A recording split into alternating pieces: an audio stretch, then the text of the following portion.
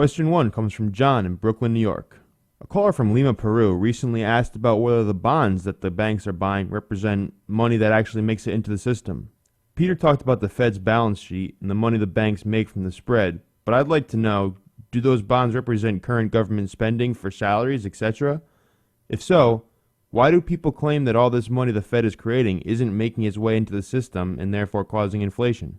Well, their claims are wrong. I mean, first of all, when the government sells bonds, they get proceeds, and they use the proceeds to pay their employees, to pay for Social Security benefits, welfare checks, to pay for expenditures overseas. So when banks or the Federal Reserve buy U.S. Treasuries, the money is spent by the Treasury into circulation. The government is spending $1.5 trillion a year more than it collects in taxes. That $1.5 million comes from the bonds that they sell. And if the Fed is the buyer, the Fed creates money out of thin air, uses that money to buy bonds, which the government then spends, and that money goes into circulation and is used to bid up the prices of goods and services.